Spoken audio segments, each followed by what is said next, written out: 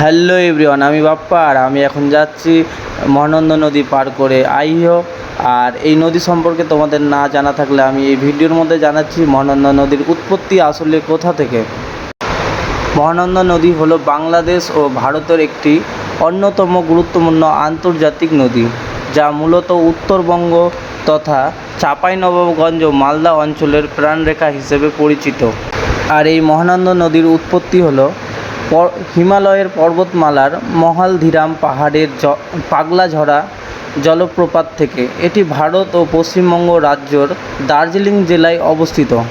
এই মহানন্দা নদীটির মোট দৈর্ঘ্য হল 307 কিলোমিটার। এর মধ্যে প্রায় 36 কিলোমিটার অংশ বাংলাদেশের অভ্যন্তরে প্রবাহিত হয়েছে।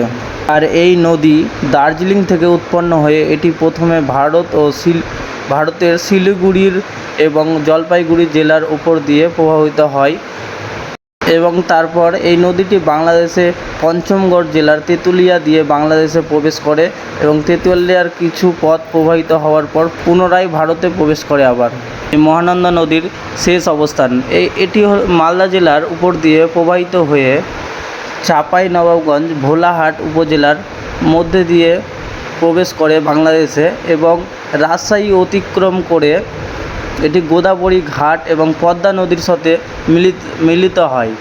এই ভিডিওটা বাংলাদেশের চাঁপাইনবাবগঞ্জ ভোলাহাট থেকে কেউ দেখে থাকলে অবশ্যই কমেন্ট করো, এবং চাঁপাইনবাবগঞ্জ তেঁতুলিয়া জেলা থেকে কেউ দেখে থাকলে কমেন্ট করো, এবং রাজশাহী থেকে দেখে থাকলে অবশ্যই কমেন্ট করো।